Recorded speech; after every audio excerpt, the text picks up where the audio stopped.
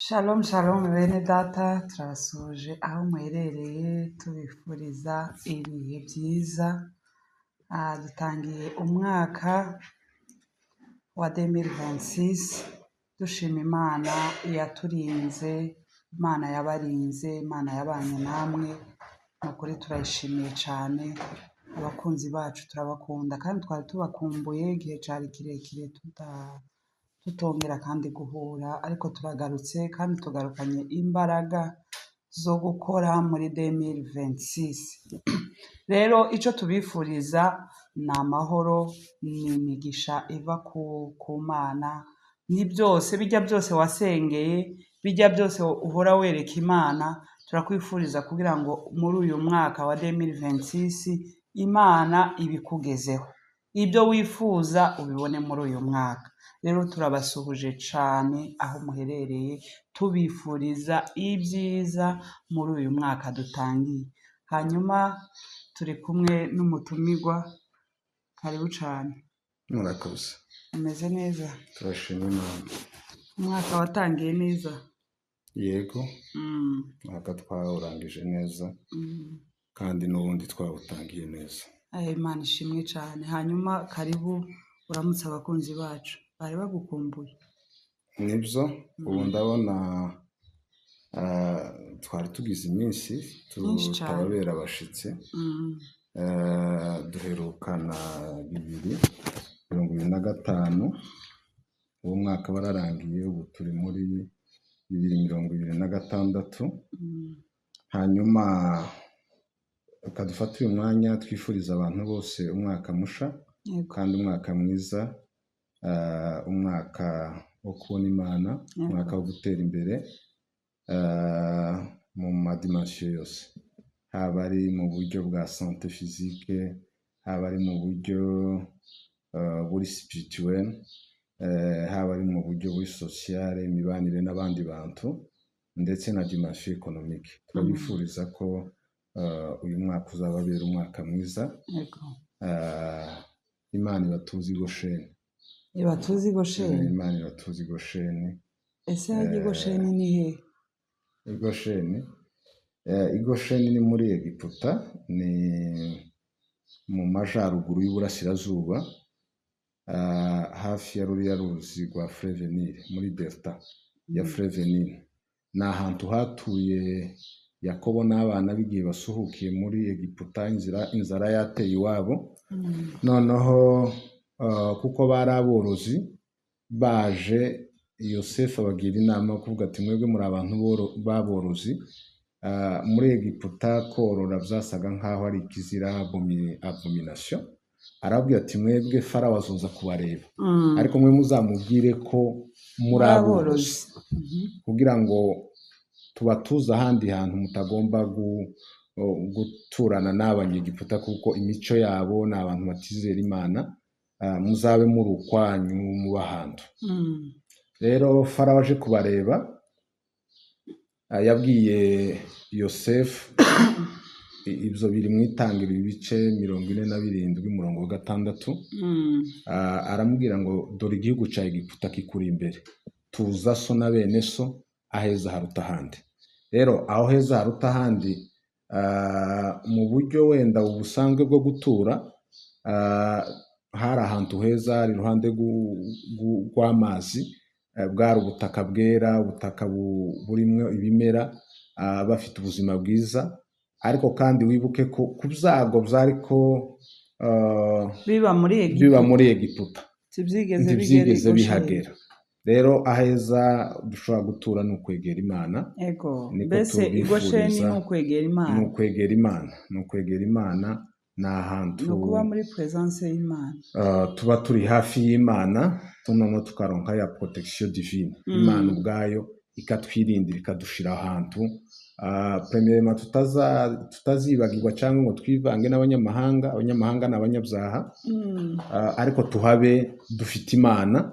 Kandi nusoma uzasanga ngo barororotse ndetse ngo baronkera n'ubutunzi bwinshi. Yego. rero niko tubifuriza uyu mwaka imana ibatuza heza hawe Imana ibatuze i Gosheni kabisa. ibatuza heza haruta ahandi hanyuma nabo baze kureba ibisabwa bagukandire kuri abone Yego. balayike amavideo yanyu basharinge bagire comments nibyo rero turabashuje cyane abadukurikira bose. Yego. Ndabona bamaze kuba abantu benshi cyane rero baze gusubira batarabikora bagukandire kuri sabone abatarakanda muhakanda ibyo nibabikora gutyo ndabizi ko nawe bizaba bigufashije cyane. Rero turashimira abantu badushigikiye muri uyu mwaka ushize, bakurikiranye ibiganiro byacu bakongera kandi bagakora subscribe. Rero dusaba n'abariya abantu batarayikora badukurikirana, ntacyo bisaba ni ukuhakora gusa ibintu ubuzima bugakomeza. Rero nawe tubere umugisha muri uyu mwaka dutangiye, tubere umugisha, dukandire kandi tuzagusabira umugisha kuko ababikora tubwira Imana ngo Mana umuntu wakoze wese umuha umugisha. Rero nawe umugisha ntugucike muri uyu mwaka ukenere. Rero mbere y'ibindi bintu byose numva twasenga tugasengera uyu mwaka tugiye gutangira kugira ngo Imana izadushoboze, izabane natwe, izatugeze kure kuko niyo ibishoboye. Rero karibu usenge. Mana duciye bugufi tuje imbere y'amaso yawe kandi turakunezerewe, turashima kuko watugiriye neza, wabanye natwe kuva twatangira 2025 janvier kugeza janvier kandi 2026. Rero turashima kubyo wakoze. Jambo ryawe riravuga ngo tiyagira icyo twiganyira ahubwo ngo ibyo twifuza byose tubimenyeshe data ngo tubisabiye twinginze harimo gushima. Turagushimiye kuko uyu mwaka watugiriye neza, waturinze, waduhaye impano y'ubuzima turiho, ariko kandi turakuragiza n'uyu mwaka ngo urushizeho kugendana natwe, turushizeho kukubona dutuza aheza hariho kukwegera, abegereye Imana nayo izibegera. Rero uduha amahoro muri uyu mwaka, uduha ibyo twifuza byose, uhaze kwifuza kwacu kandi kirenze byose twunguke kumenya no kugukorera, tugwize imbaraga no kwizera. Mu izina rya Data n'iry'Umwana n'iry'Umwuka dusenze, amen. Amen. Urakoze cyane. Hanyuma uyu munsi ndifuza yuko tuganira, twatangiye umwaka musha, tukiri muri 2025, amatariki ahayegera umwaka waje kurangira, abantu bari biteguye bavuga ati tugiye kwinjira muri 2026. Uriya munsi wo wa le 31 abantu nyine baba biteguye nk'aho nyine hagiye gukora ikindi kintu gisha. Uyu munsi rero ndifuza ko tuganira ubundi umwaka musha niki. Umwaka musha nuko twinjira mu wundi mwaka. Umwaka musha ni gute umwaka musha ugomba kumera ku bantu. Ico nico nifuje ko tuganira kuko abantu baba bafite amatsiko ngo ninjire mu mwaka musha. Ese kwinjira mu mwaka musha nibyo biba bikenewe cyangwa hariho ibindi bintu biba bikenewe kugira ngo ibintu byose nyine bibe bisha? Karibu. Murakoze cyane. Reka tubisome mu ijambo ry'Imana kuko ibyo dukora byo tuganira ni ubutumwa cyane. Reka tubisome. Zaburi, psaume chapitre 90 verset 12. Haravuze ngo enseignez-nous à bien compter nos jours afin que nous appliquions notre cœur à la sagesse. Amen. Amen. Utwigishe kubara iminsi yo yacu kubaho kwacu mu buryo butuma dutunga imitima mu buryo butuma dutunga imitima y'ubwenge. Iyo ni Bibiliya ibivuze. Ku bijyanye n'icyo wari uvuze wenda tuza kuganiraho cy'umwaka. Ese abantu mu busanzwe y'umwaka waje kurangira abantu baba bari mu bintu byinshi byo kwitegura ubona mu by'ukuri ari ikintu kidasanzwe. Ego. Ariko igihe buriya igihe ni cyiza kuko nubwo tucishimira tuvuga ngo hari abandi batagiriwe amahirwe yo kwinjira muri uyu mwaka. Twebwe noneho twagize ya privilege kandi ntacyo twatanze. Ni ubuntu bw'Imana. Rero muri icyo gihe turabiharura, ariko niyo tubiharura ntabwo kubatekereza ko ariko kubaho. Kurabyumva? Ntituba tuhaye tugenda tubaho, ahubwo iyo tuguma tugenda ni ukuvuga ngo igihe cyacu kiba kihaye kigabanuka, tuba tuhadushira. None ko abantu tuza twama twishima ngo umwaka ngo urarangiye tugiye gutangira umwaka. Nibyo, umwaka ku bijanye na kalendari, igihe, indangagihe. Uwari muri 2025 iyo yinjiye muri 2026 arishima kuko hari abatayinjiyemo, hariho abasigaye muri 2025. Ariko nawe ntabwo uhaye wongereka kubaho, kurashira, kura expire. Ni ukuvuga ngo imyaka yacu ubundi hari icyo bita ngo ni comptage à rebours. Kurumva? Hari igihe amakontaje uko ameze, hari igihe uharura nka kera baharura barafata nk'ibihumbi 2 bakamanuka, kurumva, bakazogera kuri 1. Yesu avutse rero bahera kuri 1 batangira kugenda bazamuka. Hanyuma rero hariya muri Yobu haravuga ngo kuko iminsi yategetswe nawe Mana, umubare w'amezi ugashirwaho nawe, kandi ukamushiriraho urugabano atabasha kurenza naho yabigenza ate. Ubundi kurangira k'umwaka sicyo tugomba gutindaho, kuko n'umwaka nunareba wowe ubwawe wokwireba. Hariho, reka mvuge ko hari woba warongeretse ibiro cyangwa byagabanutse, ariko umwaka iyo ureba answa kuvuga ngo umwaka warangiye nta kintu cy'igitangaza kirimo. Ku gihe, ku misozi, ku bantu nta gihinduka, ibintu biguma kujya byari bimeze. Ariko igikomeye rero kuvuga ngo umwaka urarangiye, cyari igihe cyo gutekereza ngo ese iyi opportunity nongeye kubona, aya mahirwe yo kwinjira muri uyu mwaka, ese icyatumye jewe Imana itantwara muri 2025 niki? Ugashaka kumenya ico nico Zaburi yari kwavuga ngo utwigishe gutunga imitima y'ubwenge. Kurumva, utwigishe kubara iminsi yacu kugira ngo tubashe gutunga imitima y'ubwenge. Ubundi umwaka kurangira ntabwo twari dukwiriye gusa kureba ko umwaka warangiye tuvuge ngo twari muri 2025 none ubu nyine turisanga tugeze muri 2026 ngo dutwagwe n'ibyo kurangira k'umwaka no gutangira kundi. Ahubwo ni igihe tugomba kugira rebira tukareba ngo ese ni ibiki twashitseho, nageze kuki. Ubundi umwaka utangiye umuntu wese akwiriye kuba afite production y'ibintu azakora. Kurabyumva? Noneho umwaka iyo urangiye ni igihe cyo gukora evaluation.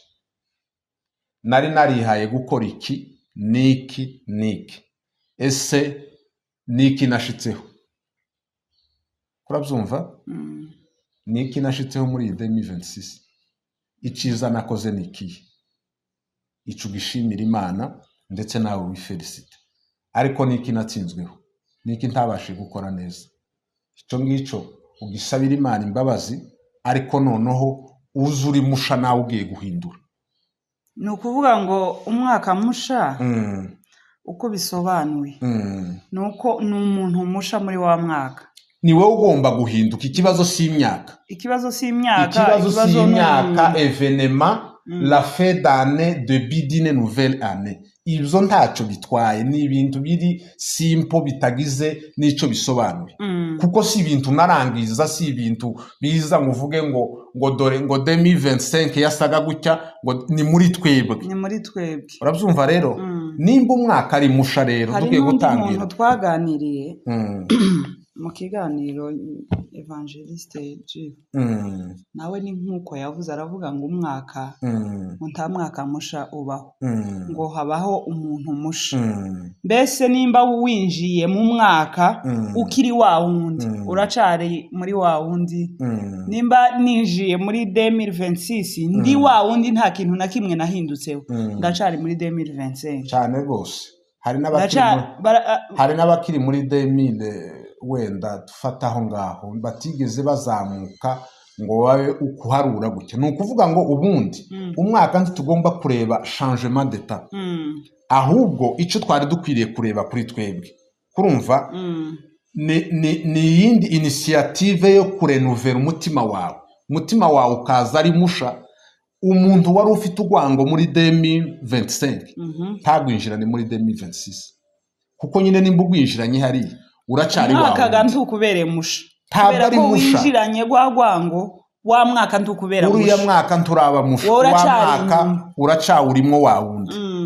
Kurabyumva? Ni ukuvuga ngo nakajyo tuba duhawe ko kugira evaluation, ko gusubira mu bintu. Ese ibyo nari nihaye kugira ibintu byose, ikibazo nuko nyine utabifatira umwanya. Turiho gusa ntituzi ngo tubayeho gute, dushinzwe iki, misiyo yacu ni iyihe. Umuntu ariho gusa akabona buhaye buca bukira nuko nguko. Ariko umwaka utangiye ni igihe cy'igenamigambi, gutanga plan, action plan d'action. Ukavuga ngo muri uyu mwaka nzokora iki. Erega no bana bakora mu mishinga no mu gihugu, inzego z'igihugu, iyo umwaka utangiye hari biriya bintu byose bakora ama plan d'action. Tuzokora iki niki. Urabyumva? Bikaba ufite kaye de charge y'ibintu byose wumva uzogera. Hanyuma le 30 yigeze ukaja muri evaluation, ukavuga ngo ese niki nagezeho muri ibi ngibi nari nihaye ibintu, nimba ari 20 cyangwa 30. Ese byose nabigezeho? Sinabigezeho. Impamvu yatumye ntabigeraho ni iyihe? Warangizaga ibyo umaze kubikora, kurumva ibyari byarakunaniye, nimba ari uguhinduka wifuza. Ese narahindutse? Ubu nije SP musha muri 2026, kuko nutaba musha we ngo uhinduke. Changement ya date fait d'année de bidane ntakivuze. Ikigize icyo kivuga rero ni wewe musha. Kuvuga ngo noneho muri 2026 icari cyarananiye muri 2025 ntabwo kizashobora kunanira. Hanyuma nyine umwaka iyo urangiye, abantu binjiye mu wundi mwaka baba bafite amashimwe, bavuga ngo Imana yankoreye iki. Buriya dukwiriye gushima gusa kubera ko Imana yadukoreye, cyangwa tugomba no gushima ko natwe hari ibyo twakoze? Kuko ntawuza ngo apresente avuga ati nihaye ibingibi Imana yampesheje kubigeraho, nakoze ibingibi. Ariko abantu bose wumva bavuga ngo Imana yadukoreye ibi, Imana yatugiriye guki Imana, ariko ntiwumve abagarukanye amashimwe bavuga ngo ibyo nihaye nabigezeho. Wowe bitekerezaho gute? Ofete uko bimeze, Pawulo yarabyanditse aravuga ngo nshobozwa byose na Kristo umpa imbaraga. Ubundi gushima ni igikorwa cya reconnaissance no guca bugufi, tugatahura imbaraga z'Imana kuco turi cyo twebwe n'icyo Imana irico. Hanyuma rero umwaka urangiye twongerewe kandi ya mahirwe, c'est une nouvelle chance. Ya nouvelle chance, erega ibyo byose tuhaye tuvuga Imana, nubwo Imana idufasha ibyo twebwe tudashoboye, ariko ibyo dushoboye c'est notre responsabilité. Kurabyumva? Nimba ari umunyeshuri, dufata urugero rw'umunyeshuri, cyangwa umucuruzi n'undi muntu wese. Nutiga kuramubwira ngo uruhare runini, ega ibintu byose dukunda kubishira ku Mana cyangwa kuri Satani. Kurabyumva? Ibyagenze neza yego tubona Imana niba yabidufashijemo. Ibyagenze nabi naho twiyevaliwe. Est-ce que nta part de responsabilité yacu? Imana ntizaguforsa ngo kora iki cyangwa kora iki. Ça peut arriver kuri bamwe ku mpamvu zayo bwite, ariko ibindi ni amahitamo yacu. Nimba warize yego Imana yaragufashije, yaguhaye ubwenge butuma woja mu ishuri ugakurikirana umwarimu yigisha ukumva ibyo ari kwigisha, ariko hasigaye rero uruhare rwawe rurahari, responsabilité. Ukunda ishuri, uwatendinga iminsi yose, tonde ku ishuri, nuvayo ufata umwanya wige, nurangiza usenge. Cyo gihe rero abagera ku bikomeye wenda aho bitandukaniye, nabamenye kwitahura ico barico, bamenye imbaraga z'Imana, ariko kandi bamenya n'ubushobozi Imana yabahaye buri muri bo. Ico gihe rero baragera ku bikomeye. Igituma tutagera ku bintu bikomeye nuko hari igice cy'abantu nshobora kuvuga gifata ko gusa ibintu byose Imana izokora. Ibo bakicecekera basinzire ngo barinze gukora kw'Imana. Imana rero yaduhaye ubwenge. Imana rero nimba iduhaye kwinjira muri 2026, c'est l'occasion. D'abord tubanze tumenye ibyo twagezeho, ibyo Imana yadushoboje, natwe ibyo twabashije gukora comme des responsables. Niturangiza rero dutangire kandi tugire plan d'action y'iyi 2026. Iyi 2026 ukuyinjiramo gusa ngo twayigezemo hano. Niki wayiteguyemo? Niki uhaye usengera ngo Imana igufashe? Erega Imana izihera ku cyo dufite. Izihera ku mugambi, ishigikira imigambi myiza. Nukuvuga iki? Ufate hariya Gideyoni yambwira ngo ni wewe nabonye. Ni wewe nabonye ko ari wewe uzakiza ubwoko bwanje amaboko y'Abamidiyani. Gideyoni akisuzugura akavuga ngo je suis rien, ntaco maze jewe. Nobaye ndi umunyembaraga bakadukorera bino bintu bazadukorera. Ariko Imana ikamubwira ngo genda uko imbaraga zawe zingana. Imana iragukeneye ko uhaguruka ukidetermina, peu importe imbaraga zawe nishi cyangwa nkeya wowe ufite, ariko wewe gira determination, wewe gira ico ushaka. Urebe na Yesu akiza abantu, yazaga akiza umuntu ariko akamubwira ngo genda kwizera kwa kuragukishije. Nukuvuga ngo Imana ikeneye ko dufata nimba dutangiye umwaka, ushira ibintu ku rutonde cyane gose, sibyo? Ubyandike, nurangiza uvuge ngo ntegerezwa kubigeraho. Yego. Noneho muri kwa kubishiramo umwete kwawe, Imana izoza igushigikira. Yego. Tizogushigikira muri vide. None se nimba uri hano ubu twatangiye abantu batwumve neza, turi muri 2026. Yego. Nta kintu na kimwe uhawe uteganya kuri uyu mwaka. Ntacu uhawe ushira imbere. Ntacu, reka nkubwire, reka no gusenga kenshi dusenga nabi. Ni Mwuka Wera gusuza udufasha, ariko ntituzi no gusenga. Erega nusenga, umuririmbyi uriya mu Tanzania munishigeze kuririmba, aravuga ngo unahitaji nini kwa Mungu Baba? Sema ni kitu gani cha aina gani? Ni gari ya Toyota ama ni Benz? Mbese uvuga ikintu mwizina. Il faut préciser, keneye umwana w'umuhungu. Nasabye umwana w'umuhungu, ntabwo yasabye umwana w'umukobwa. Kandi niwe yahawe. None se uzoza uja hariya hari ugusenga, ugasenga utari presi, nta ntego, nta objectif, nukuja gusenga gusa en désordre, kao ibintu byose uhaye uvuga ni urudubi, ni ibintu bitari ku murongo. Ninde uzobitondeka? Ereka nkubwire, habe no mu buzima. Igituma Dawudi yavuze ngo twigishe kubara iminsi yacu kugira ngo tubashe gutunga imitima y'ubwenge. Ubwenge ni bwiza, Imana arabuduhaye. No muri hose hari aravuga ngo ubwoko bwanje burashize, burarimbutse, kandi buzize kutamenya. Imana yaduhaye ubwenge.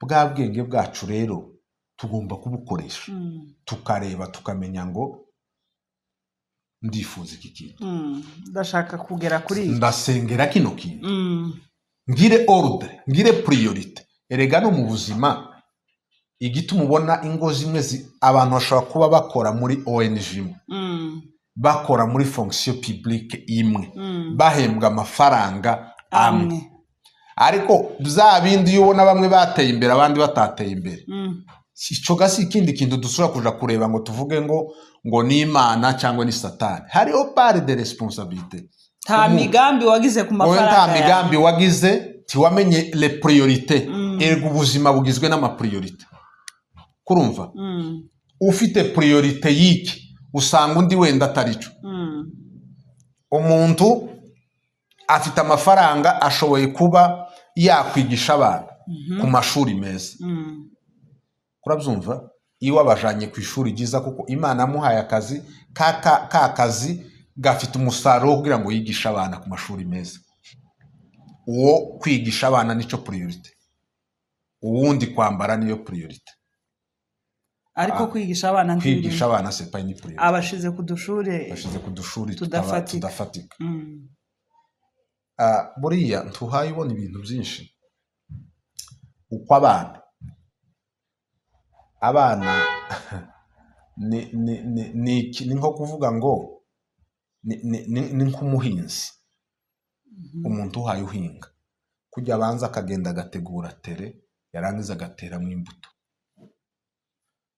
abana iyo ureba n'ibi bintu twebwe byacu by'abapsikologe iyo bagerageza nko gukarikira quotient intellectuel ubwenge abana bari muri milieu zitandukanye kurumva muri milieu zitandukanye bamwe aho batuye iwabo n'abakire umwana araksida ku bintu byose umwana azaja mu mamize kaja kureba umwana azaja au bord du lac umwana baramutemberanya azaja gukora imbara amavakanse za Dubai za France n'undi mwana nawe uri muri militrerekire tazi ikintu na kimwe ndumwetiya hari umuntu w'inshuti yacu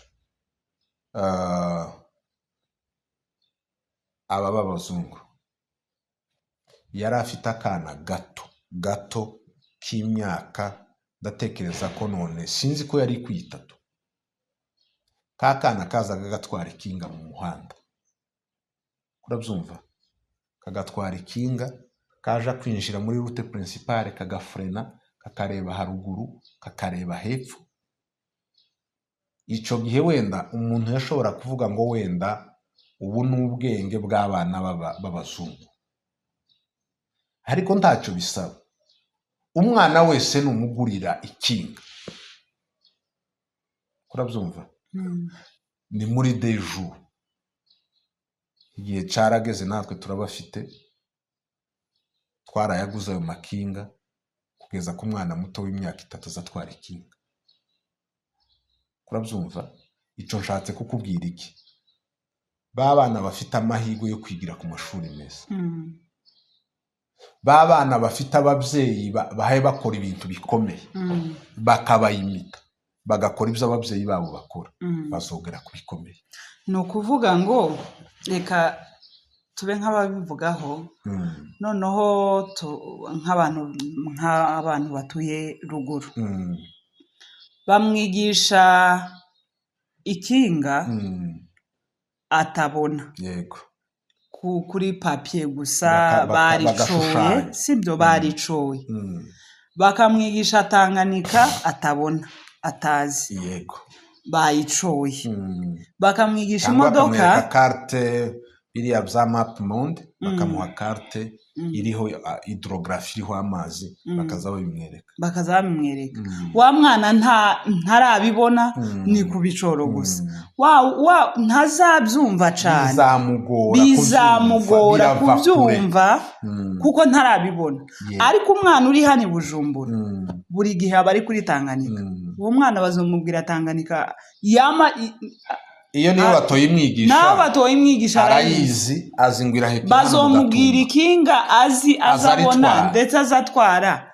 uwo nguwo arabizi imodoka iwabo barayitunza azayibona ofete icyo nari mvuze wenda tuhagaruke ugize neza ni kuri kijya cy'amapriorite kuvuga ngo no mu mwaka ibintu byose ndi twobigereraho rimwe ariko habaho urutonde hariho kumenya ese niki kiza ku mwanya wa mbere dufite amafaranga ese cyo twoyakoza cyambere ni muki twoinvestisa kurabyumva yego hari bamwe uko nyine twari tubivuze bazigisha abana neza abana baba bafite future baba bafite avenir abandi bazishinga kwambara no kurya no gufungura neza kurabyumva icyo gihe uko iminsi hayigendaga ya myaka ijya changement de date fait et débit muzoja kugera iri imbere usange hari abantu bateye imbere bageze kubikomeye abandi basange barabaye hajya hakujya komerezo stanyante ikiziba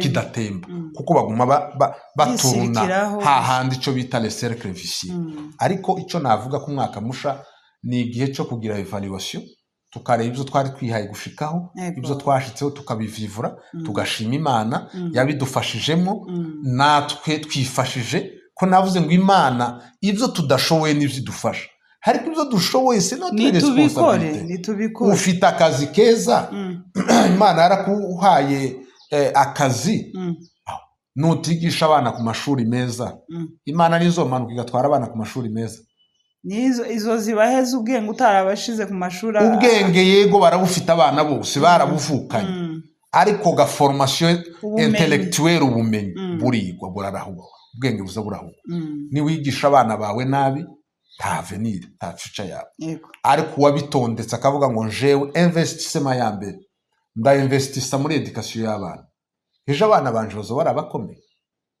kurabyumva ariko ni wishinga ambiance umuntu gusa buryoherwe ku mazi amafoto ibintu bene ibyo ngibyo qu'est-ce que tu comptes devenir abo bana rero niho nakubwiye ngo umwana ameze nka kujya ku muhinzi umaze gutegura tere yiwe ugiye gushiramo imbuto rero ni ukumenya ngo se kurategura iyihe tere mu murima wawe kuratera izihe mbuto ukunda ambiance ni ku mazi abana bawe nabo niko bazomera bazokunda ku mazi ukunda ishuri abana bawe niryo bazakunda rero nitumenye umwaka changement de date fait débit nibisanzwe ariko nitwe tugomba guhinduka nitwe tugomba kubabasha tumenye ngo nandi mahirwe twongeye kugirirwa ça c'est peut-être la dernière chance witakaza igihe menya igihe kandi Imana ikintu ya repartir équitablement abakene n'abandi n'ibindi byinshi ntituresha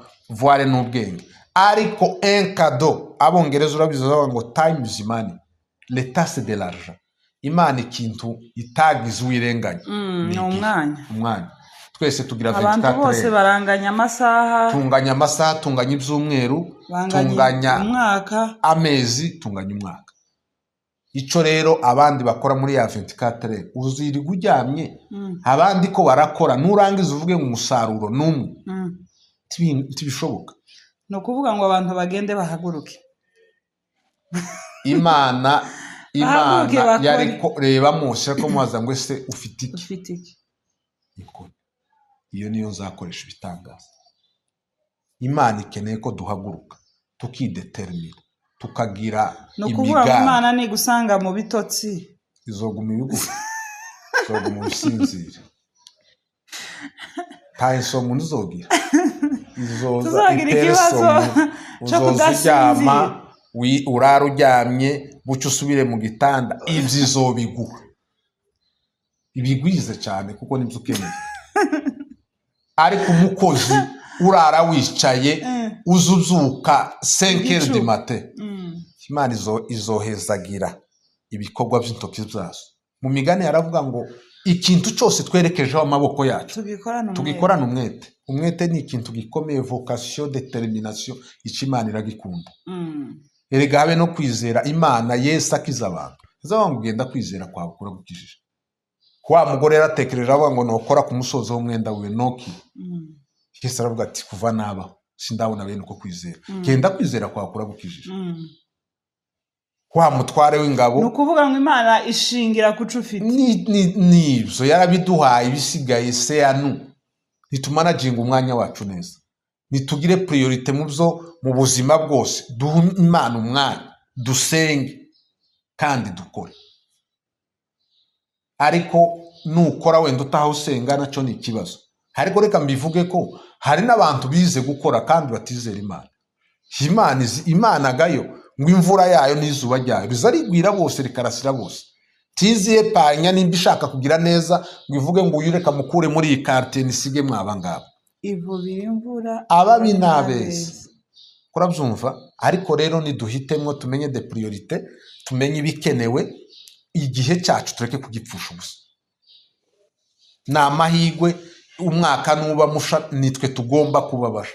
Ikibazo cy'umwaka. Ikibazo cy'umwaka. Ha mwaka biriya numva. None se abaza bashima bakavuga ngo uyu mwaka ngo watubereye ngo mubi. Ngo 2026 ngo twagize ibibazo ngo watubereye mubi. Wa mwaka niwo wabaye mubi. Ofete reka nkubwire tuza tubivuga kenshi ngo iyisi umubiri na Satani nibo banzi batatu umuntu afite. Urabyumva rero? Naho twifurije abantu kubigoshene tibisobanura ko bohaba batanyura mu maepreve. Urabyumva?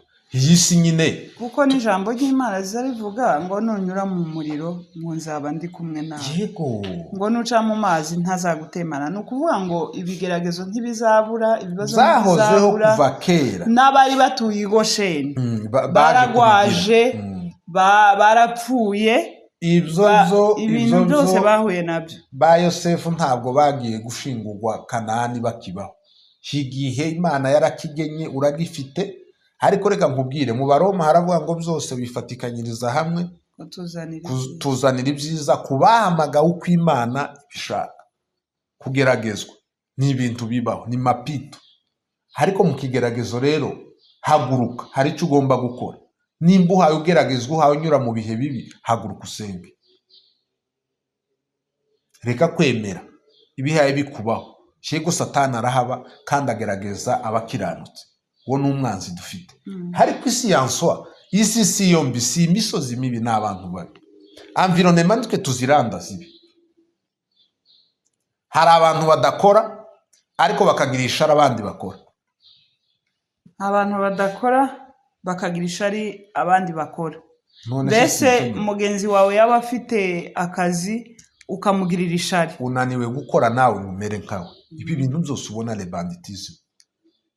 Bari abantu biba si bimuga, ni abantu bafite amaboko, bafite ubwenge, bashoboye b'imbaraga. Kubera iki baprefera mu guhitagamo nabi. Kandi n'ibindi bigeragezo nabyo inefopa gutekereza ko bigeragezo byose hariho bimwe bikonahe ko nkubwira nabyo twisangamo twenyine, twizane, twishiramo twenyine cyane, ibigaragazo tukabyishiramo neza cyane. Good. None nukora nabi kurumva Imana ijambo ryayo rivuga ngo izampora abana gukiranirwa kw'ababyeyi babo 3-4 generation. Iryo jambo uvuze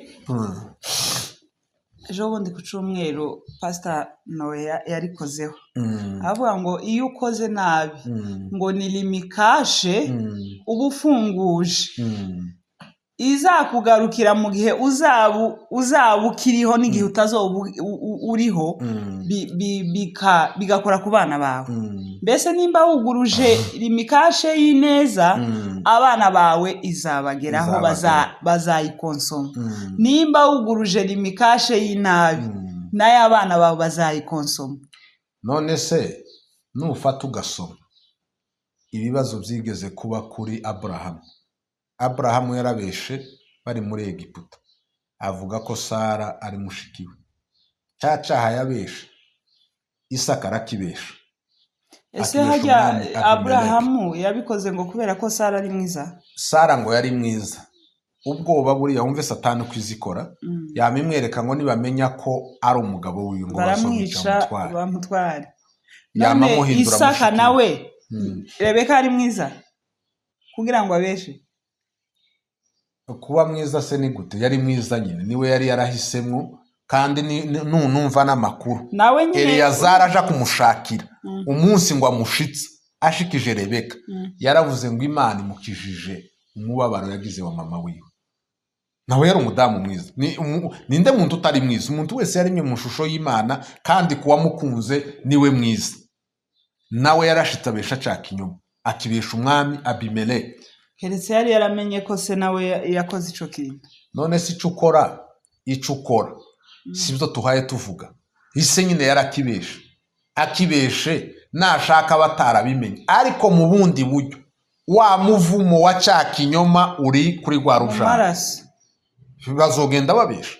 Wumve Iburahimu aho tumuvuze ko yarabeshe, Isaka arabesha ngo buce Isaka ashaje agiye guha abana biwe umugisha, Esawu na Yakobo baramubesha.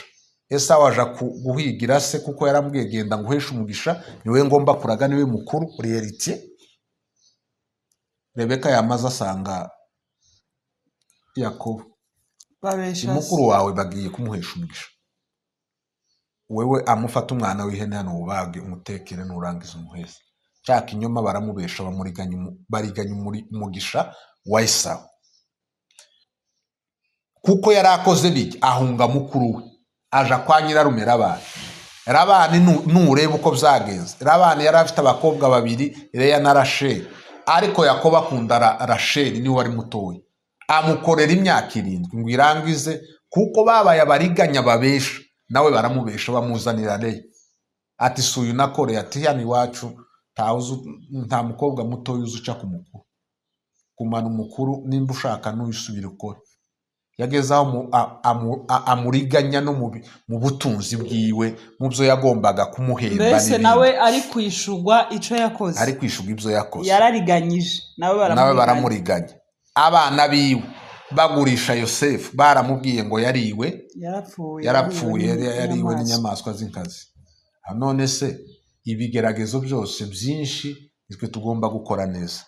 Abana bacu iyo dukora neza, ya neza izibagaruka ibihe byose. Ariko nimba dukora nabi, ko ni ukuvuga ngo ni umuvumo tuba dutanga kuri wa muryango. Ibintu byose bidushikira ibigeragezo. Il ne faut pas seulement kubona Satani, il ne faut pas kuvuga ngo ni n'Imana yaduhanye, harimo part de responsabilité. Buriya iki kintu tuba dukora ni ukuwafisha iresponsabilité.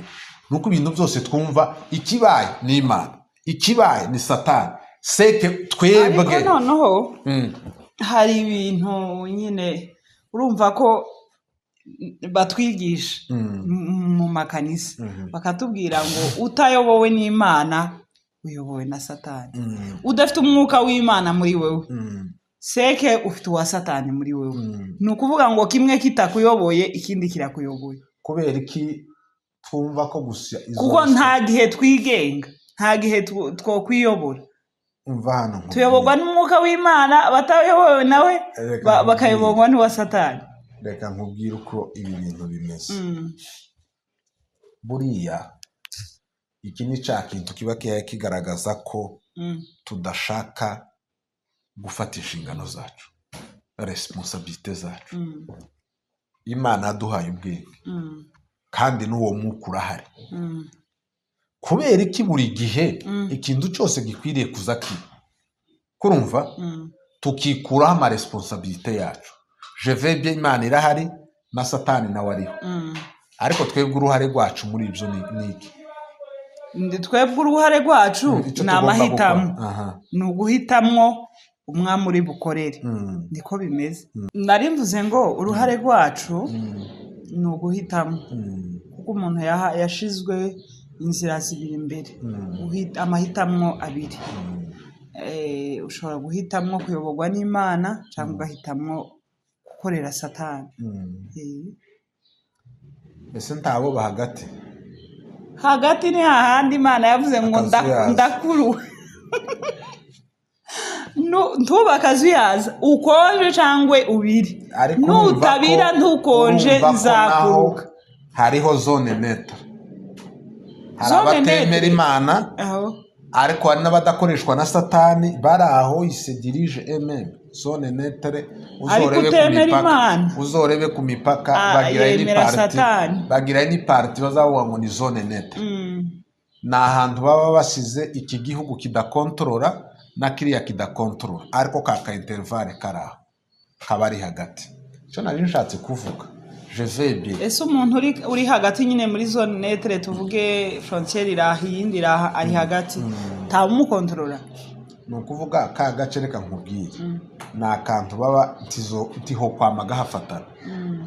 Kurabyumva, hagomba kuba hariho espace basize, kandi icyo gihe uri hariya hagati, nushaka kuyoborwa n'iki gihugu uravansa ukigeremo, nushaka kiriya nacyo uragenda unyuze hajya.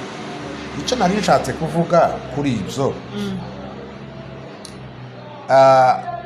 kubera kudafata inshingano zacu abantu bafite amakonfuziyo menshi, kandi aho niho hari ikibazo. Kumva ko ikintu tuvuga ngo ni Imana ni shetani, twebwe nta hacu habaho. Ejo nategereye umukozi w'Imana, bitanoroshe ko umuntu yamuvuga mu izina, ko niko bimeze, Apotre Paul Gitwaza, aha yakomanta ku ndirimbo inagezweho turi mu kuririmba, naje personnellement ndayikunda, ni ya Alarme Ministry ivuga ngo juruwe tegeka byose biremera. Arababwira ngo twebwe Imana yaduhaye ubushobozi bwo gutegeka, kandi icyo dutegetse hano mu isi ijuru riza rivaye. Kubera iki dutegereza ko ari ryo rimanuka? Twebwe responsabilité yacu iri. Icyo mwebwe muzohambira mu ijuru nzocemera. Urabona ibyo muri eglise kuriya, abakozi b'Imana bafite ubushobozi bahawe. Iyo bagutenze bakavuga ngo witwaye nabi turaguteze, ijuru naryo riza rigutega, kandi bakubabarira naryo rikakubabarira. Dufite ubushobozi, dufite ubutwari. Ikibazo ntitubuzi ko turi abanyembaraga, ariko ijambo ry'Imana ryaravuze ngo yatugize abami n'abatwari. Imana ari kwibwira Mose ikamubwira ngo genda imbere ya Farawo nkigize k'Imana. Inkoni yagira gutya igahinduka inzoka, bazana izabi ikazitoratora. Dufite ikibazo gusa ni ukumenya ngo aho Imana ishaka. Ubundi nyine kubaho nicyo gituma Imana yavuga ati uwezwa yezwe, uwandura yandura. Ni ukuvuga ngo hari n'abantu ubona bakora ibyaha batari determine. Hari ababikoze bo barinjira bibaha umusaruro, wakuzurumu azurumu sana. Uwandura nyine yama yandura, agende areke no kugarukira hafi. Harimo ikibazo mu by'Imana ntituriyo, mu bya Satani gasiye abantu barundukiye. Bamwe baraho nyine, umunsi umwe ni ugukubita ukuguru muri zone y'Imana, ubundi akaja hariya. Ariko icyo nashatse kuvuga, dufite ubushobozi. Ibintu byinshi Bibiliya iravuga ngo mwegere Imana murwanye Satani azabaho. Niduhagarare tumenye responsabilité zacu, nidukore, nitureke gutekereza ko Imana yaguhaye ubwenge, Imana yaguhaye don divin, ubaho. Uyu mwaka dusubiye kugirirwa la nouvelle chance, peut-être c'est la dernière. Ayashobora kuba ariyo mahigwe yanyu kuri wewe. Uyu mwaka ushobora kuba ariwo mwaka wawe wanyu wa 2026. Cyo gihe rero kora neza. Igihe menya ko l'État nous est compté, igihe kirabaza. Niko Zaburi yavuze, n'ibyo twasoma. Utwigishe kubara iminsi yacu. Umuntu ufite imyaka 50 kuri none, kurabyumva, uwo muntu asigaje ingahe? Nubwo hadapfa bashaje, hapfa abigihe kigeze. Ariko kurabona ngo hasigaye igihe kingana gute? Hifari watawaha. Hari abantu batuye ba Metusela, il a vécu 900 ngo na nyuma indi 300, ariko taca azavugwaho. Ariko hari abakoresheje igihe cyabo neza. Nitwige gukoresha igihe neza, igihe tukifite. no mu bwiriza haravuga ngo uje wibuka umuremyi wawe mu minsi y'ubusore bwawe. Iminsi mibi itaraza, hari iminsi mibi nyine, hari iy'ubusaza. Yesu yari kubabwira abantu hagiye asanze wa muntu wari uravutse ari impumyi, abigishwa bamubaza ati se rabi mwigisha, uyu kugira ngo avuke ari impumyi ni gute? Ni ababyeyi be bacumuye cyangwa ni we wacumuye? Yesu arababwira ati yaba ari we ndetse n'ababyeyi ntawacumuye, kwari ukugira ngo imbaraga z'Imana zerekanirwe muri we, ibitangaza by'Imana. Niyo yavuze ngo il faut que je fasse tant qu'il est temps, la nuit vient où personne ne peut encore travailler. Kwiriye gukora imirimo y'uwantumye hakiri kare, dore burije aho umuntu atazobasha kuba agikora. Kwira ntabwo ari iri joro le coucher du soleil. Ibihugu biteye imbere barakora 24 heures, ijoro n'amanywa. Ariko igihe kihaye kija kwira ku buzima bwawe ni igihe kihaye kikurangira nawe. Tuzi imyaka twese dufite, ariko iyo dusigaranye ntituyizi. Rero iyi mikeya dusigaranye tutazi cyangwa myinshi nituyikapitalize, nituyibyazemo umusaruro. Umuntu ntanava kuri iyi si baza bavuga ngo uyu muntu yabayeho muri iki gihe, dore ibyo yasize. Hari umugabo umwe numvishije wavuze ngo ntukemere ngo kuva ku isi ngo ntacu usize, ngo uzosige ngo ikintu ngo nigishake ngo kizobe kibi. Ni ukuvuga ngo nunanirwa gukora neza uzokora ikibi kimenyekane, mbese bakukwitirire witirirwe cya kintu kibi, ngo nushake ngo usomere ngo ngo usobe Baraba. Mbese Baraba yakoze ibibi byinshi cyane, umujura. Ati womera nka Baraba ugapfa basi wasize iryo zina ribi. Usize izina ribi cyangwa ibyiza. Ariko twebwe abamenye Imana, ufite twebwe saho siho turi. Kubera iki dusiga bibi iyo dusize byiza? Yego. Imana ari kubwira Kayini ngo nukora ibyiza uzemerwa. Kubera ko uhaye uhitamo nabi, ayo mahitamo nabi, icyo rero nusiga uwo mugani mubi uzakurikirana urubyaro rwawe. Bose bizagenda bibabaho kuri bibabaho. Ariko rero nidukora ibyiza kandi tumenye ko igihe cyacu kirabaze. Yobu hari aravuga ngo kuko iminsi yiwe yashizweho nawe Mana, umubare w'amezi ugashirwaho nawe, kandi ugashiriraho umuntu limite atorenza naho yobigenza gute. Igihe rero ko kiragenda, nimba tuha twishima ngo imyaka yashize twe turiho je vais bien, ariko wari ufite 50, kurumva 60, uwari ufite 50 ku rugero, nimba ariyo yara Imana yamuhaye, uyu munsi akaba afite imyaka 49 asigaranye umwe. Igihe cyari gikwiriye kuduha gutekereza ndetse no kugira ubwoba uko kihaye kigenda, ukamenya ngo nawe kuragenda wegereza igihe cyawe cyo kuva kuri iyi si. Niko umuririmbyi umwe yaririmbye, sommes en train d'avancer vers notre fin, vers la mort. Ntabwo ari ukubaho gusa, nidutegure une vie éternelle, kandi iyo kugira ngo tuyigeremo tuzonyura muri ubu buzima. Tituzi igihe Yesu azazira, abo azasanga bakiri muri uyu mubiri niyo bazahindurwa bakagenda, ariko abandi benshi bazonyura muri barapfuye. Rero none se Eliya jambo numvishe barikoraho ngo Eliya na Enoki bagiye mu ijuru n'amaguru, mbese nyine bagiye bapfuye batanyuze mu rupfu, ntibanyuze mu rupfu, ngo bazongera kandi bapfe babone kuja mu ijuru. None se hariho bazagenda Yesu azosanga bakiri mu mubiri bazamugwe, ba Eliya babanze baze bapfe? Icyo singiye ko kigishiraho commentaire nyinshi. Simbizi, buriya abantu Bible tuyifashwa na Mwuka Wera, ariko twoyitekereza mu bwenge bwacu ntitwosho kwisobanura. Bibiliya icyo nzije bivuga ijambo ry'Imana yavuga ngo bazaba bakiri muri uyu mubiri bazahinduka, bambikwe undi mubiri wo kubaho an eternité. nibyo nimba bizoshika abo bagapfaga kuko ni itegeko ry'Imana si ikibazo ntibazoba bagiye gupfa la mort éternelle bazoba bagiye kubaho une vie en éternité. Ico rero mvuga bariya ni abakozi b'Imana bagendanye n'Imana barayikiranukira. Imana ishima kubimura kubakura kuri iyi si bakiri bazima. Abandi boko barapfa barapfuye kandi nabo bari bakiranutse. Ibyo rero kiriya ni igitangaza cy'Imana. Ni igitangaza cy'Imana ku bakozi b'Imana. Ndatekereza ko Yesu niwe avuga ngo nimba ari Yohana Mpendo ariko avuga ati keneye ko atanapfa we ntiyapfa. Rero igihe nitucitwaremo neza imisozi imyaka nta kibazo cyayo, ikibazo nitwe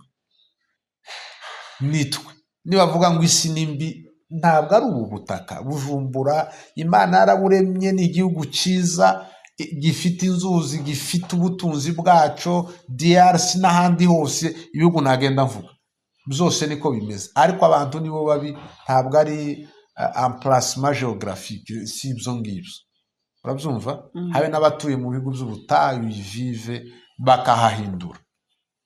Rero ni twebwe tugomba gukora igihe cyacu nitugikoreshe neza tumenye ko kirabase tureke kurangara. Iyi 2026 umuntu wese nagende ibyo yifuza kuzageraho abitondeke abisengere hijya kubisengera rero akore Imana izabaho. Urakoze cyane turagushimiye ku kiganiro cyiza dukoranye cyo kumenya ngo ese umwaka musha ni umwaka nswa cyangwa ni abantu basha muri wa mwaka. Uradusobanuriye cyane turumvishije yuko abantu nibo bagomba kuba basha muri wa mwaka ukiha ibyo ugomba gukora kandi ukabikoreraho ukiha plan d'action uzakoreraho warangiza ukabikora pana kuryama ngo Imana ngo izabikora. Oya nitwe bo kubikora Imana nayo ikadushigikira. Buriya wavuze ngo Mose Imana yaramubaje ngo ufite iki arayibwira ngo ufite inkoni arangiza aramubwira ngo iyo nkoni nyine niyo nzakoresha ibikomeye. Ni ukuvuga ngo icyo ufite nico Imana izakoresha. Imana ntizagusanga muri vide ngo igukoreshe muri vide. Ishaka ko uhagurukana ikintu yarangiza ikagushigikira ikagukoresha muri ico kintu ufite. Rero muri uyu mwaka turabifuriza guhaguruka mugakora, guhaguruka mugasenga, kugira umwete mu bintu byose. Tugira umwete mu bintu byose kuko umukozi w'Imana yatubwiye ngo ntituzi igihe dufite. Dushobora kuvuga ngo twinjiye mu mwaka ariko se muri wa mwaka uzi ko atari uzarangirizamo, uzi ko udasigaje ukwezi kugira ngo utambuke, ariko muri kwa kwezi cyangwa muri ya minsi usigaje yikoremo neza. Funguza limikashe y'ineza ejo izasigara ku bandi. Kuko ijambo ry'Imana rizatubwira ngo Dawudi arabaza ngo nta muntu wasigaye mu rugo rwa Sawuli mugirire neza kubw'ineza ya Yonatani. Ni ukuvuga ngo iyo ukoze iciza gikurikira n'abari inyuma yawe. Nimba kitogushikira wowe ngo kikugereho kikugarukire kigarukira babandi usize inyuma. Rero muri uyu mwaka turifuriza abantu gukora neza, turifuriza abantu gusenga, kuba mu bihe ico uhawe ukora ugikorana umwete kandi mwihe ibintu kandi mubikore kuko Imana ngo izahezagira imirimo y'intoke zacu. Rero turabakunda cyane, tubifurije ibyiza muri uyu mwaka. Imana ibiyereke, Imana ibiteho. Murakoze cyane.